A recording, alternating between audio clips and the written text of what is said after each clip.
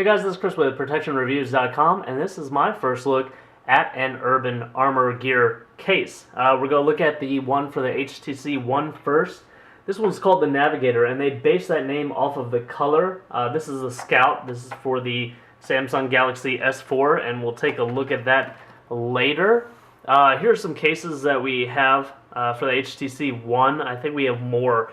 This is just what I had in the immediate area. I consider all of these really medium level protection cases. They do cover all the edges, and they do provide a little standoff distance on the front so you can lay it face down. Let's get these out of the way and take a look at the Urban Armor Gear case. Let's take it out of the spec candy shell case. Alright, here we go. This retails for $34.95, and that seems to be a common price point for this type of case. If you're interested in this one, you can go to urbanarmorgear.com. We might actually start selling these in the future just because they're readily available from some of our sources. Alright, so it comes with this little lint-free cleaning cloth, so you can apply the screen protector. Here's the screen protector. It's one of the hard ones, hard plastic. Should provide some pretty good clarity though. We already have a ZAG Invisible Shield HD on our device though, so we won't be needing that. It is like a dual layer case, however, the two layers, the plastic layer and the silicone or TPU layer, are molded together. This does feel soft enough to where it's not going to damage your metal case on your HTC One. It is rubberized on the outside, however this rubber is pretty hard, so I'm thinking in a drop it might transfer a lot of the impact. In general, falling out of your car and whatnot, seems like it should be able to handle that though. I mean, it does feel pretty sturdy. Let's go ahead and slip our device inside of it.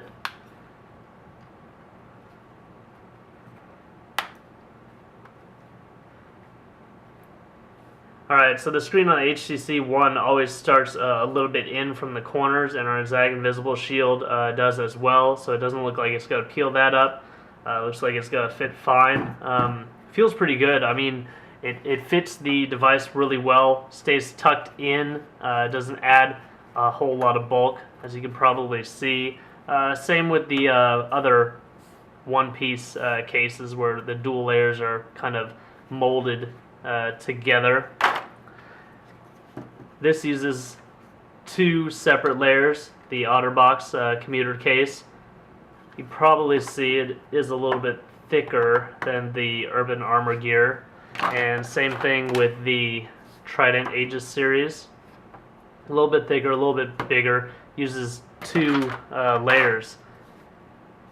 Now the Incipio Dual Pro Shine is pretty small, and I'm willing to bet it's actually smaller in dimension than the Urban Armor Gear. So I mean, it looks good, has this kind of military industrial type look to it. Stays tucked into the device really well, like I said, nice and slim. Now if you look here, the flash has a really small hole and the camera has a really small hole. Let's make sure that it's not covering anything up.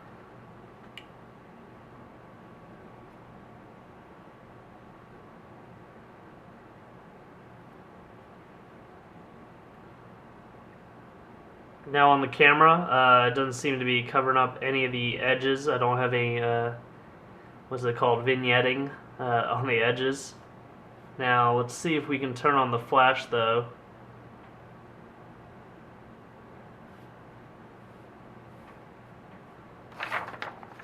Let's go ahead and turn this light off. Here's the flash with the case on.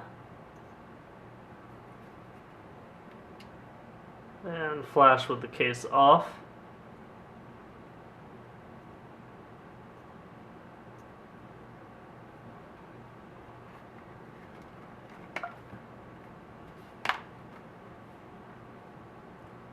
So you guys can decide if that really cuts down on the pattern of the flash.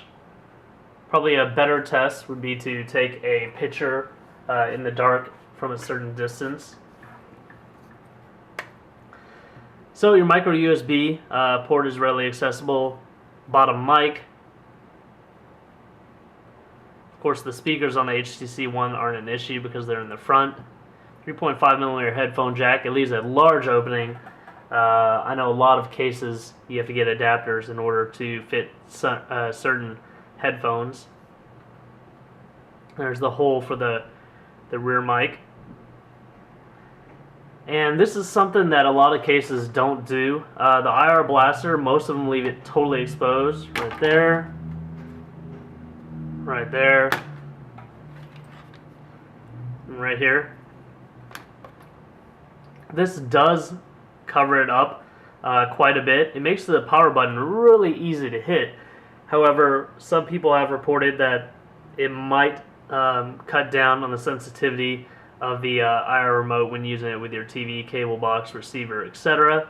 I will test that, and if there are any issues, I will post up about them. But again, it does make the power button really easy to hit.